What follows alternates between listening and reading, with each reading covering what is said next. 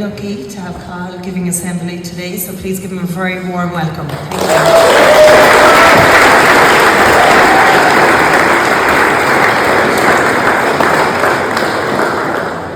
Good morning, everybody. It's great to be in front of you guys, having the opportunity to speak again today. It's been about a year since I've spoken at assembly. I think it was this time last year for the anti-bullying week.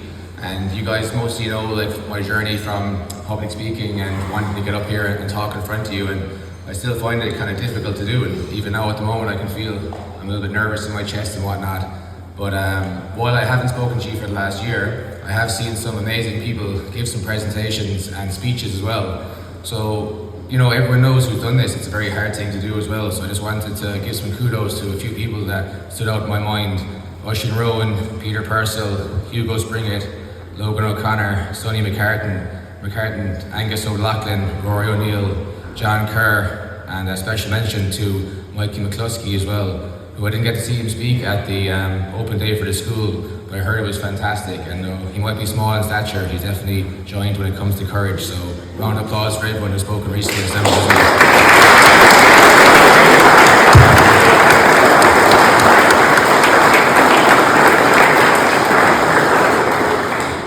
So why am I up here speaking in front of you guys today? Obviously we're off for midterm for the previous week, and we returned to school yesterday. I had a lot of people coming up to me asking me what was different about me. So for the last 6 years, since the Leaving Certs have been first years, I've had a beard. So it was my first time shaving it off in 6 years' time. And the reason I did was because there's a campaign going on for this month, November, called Movember.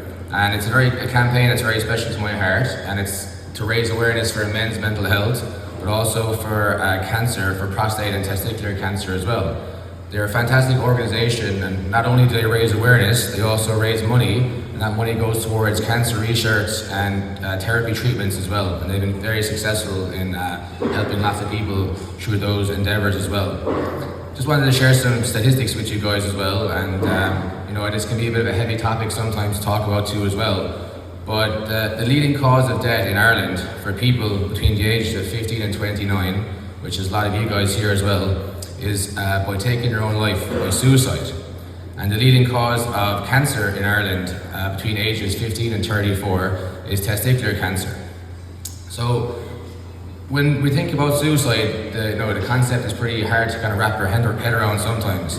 And think that the leading cause that some people here in this room at your age bracket might die in the next 20 years is by taking your own life. I think that fact is kind of a little bit crazy, and some people find it hard to wrap their head around.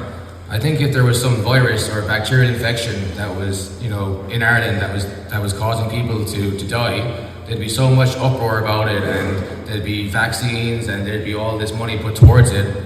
But because it's to do with mental health, it's a little bit more tricky. And then people say, like, how could you do this? How could you understand this concept? Or how could someone want to take their own life? And even though it can be a difficult thing to think about, Joe, I cannot understand it. Because when I was growing up in school myself, I found school difficult. Doesn't mean that I was unhappy all the time. I really enjoyed school. I really enjoyed my life. I played sports. I had great friends. I had a great family and support network. But I definitely found it difficult as well, And I think school is difficult. I think living life is difficult. You're trying to fit in, you're trying to figure out what you want to do. A lot of you have been asked questions at the moment now, like what you want to do when you leave school. That's very, very difficult. I wanted to please my family, I wanted to please my teachers, I wanted to be popular, I wanted to get along. And although I enjoyed doing lots of those things, I still found the pressure very difficult at times. So when I went to university and college, I was very happy to be finished my Leaving Cert. I couldn't wait to go out and explore the world. But I think maybe, it got on top of me, all this freedom. I didn't really still have a sense of purpose. And when I was in first year in college, I kind of had a bit of a mental breakdown. That was kind of my first journey, I suppose, into understanding what mental health was, and that it can be a fluid thing, just like physical health. Doesn't mean that you can't be healthy all the time, and sometimes you get sick. The same thing can happen with your mental health also as well. So when I was 22, I'd finished university, I was working in a school in Athlone. I was in a really, really low time of my life, and I remember coming back from a weekend at work, or working during the week. I was out with my friends the weekend, and I was in bed. I just couldn't get out of bed, Found it really, really difficult, and I was just in a really dark place at the time.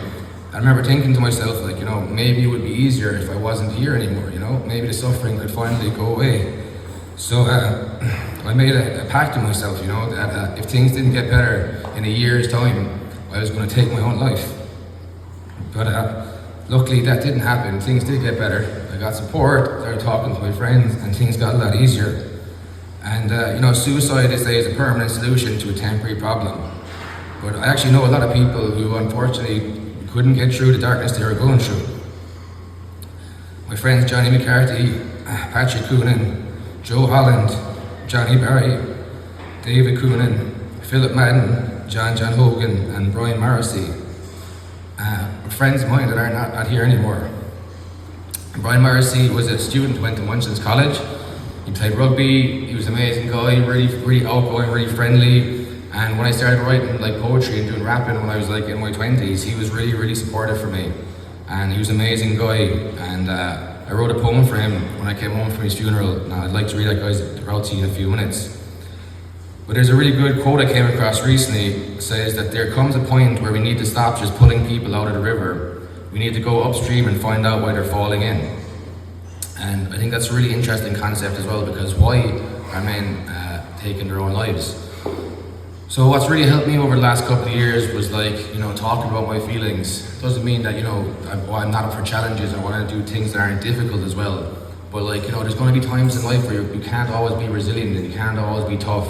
I think it's important to be able to share those things with your friends and family. I also I heavily enjoy playing sports and having fun, testing myself, pushing boundaries, but also having a sense of purpose has been really helpful for me, And when I realized that being a teacher was something I really wanted to do and what I feel maybe is my calling as well, and I really doubled down on that gave me a great sense of joy. I came across a story recently about a man who had a koi fish pond. I'm not sure if you're familiar with the concept of koi fish, but they're these beautiful kind of fish that are lots of in ornamental ponds. And there's usually a center stone inside in the pond. And these fish, they kind of go in a very symbolic way around the pond and around this stone as well. When the stone is taken out of the pond, the fish actually get really sick and they die. So I think the concept behind this story is that when the stone is there, it gives them a grounding, a sense of center, and they have a purpose. And because they have purpose and they know what direction they're going in life, they can thrive and they can become healthy.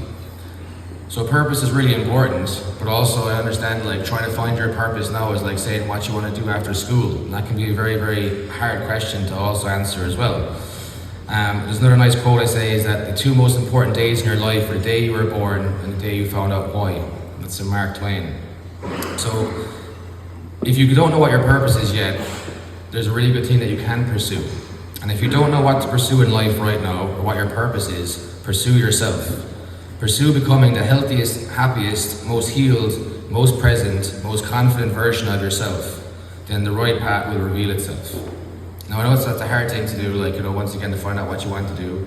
Not everyone can be Donnacha Hogan and know that they want to be a pilot for instance, they're young and that's what he's achieving to do now, which I think is fantastic as well. So basically, for this finish the story, and what I want to share with you guys is that I wish you all the best in your pursuit of purpose. And please, if anyone is struggling, know you are not alone and you can reach out for help. Let's try to change the statistic and make this something that's going to be in our past and not in our future. And just before we go, I'd like to read a poem, if that's okay, that I wrote for my friend Mossy when I came home from his funeral. It's called Why Me? My mind is dark, my thoughts are black. My life so cruel, there's no way back. What is the point? I do not see. I'm by myself, it's only me. No one to talk to, they'll think I'm mad. Their life is perfect, or mine's so sad. My brain is locked, there is no key. I'm by myself, it's only me. One day they ask, so how are you? I start to talk, this can't be true. They felt like me, they make no fuss. I have support, there's now an us. It makes more sense the more we talk. My mind once ran, it now can walk. I understand, I found the key. I have support, there's now a we. I am the boss, I run this ship. Sometimes you're smooth, sometimes you'll slip. That is the point, I hope you see. You're not alone, you are just me. Thank you.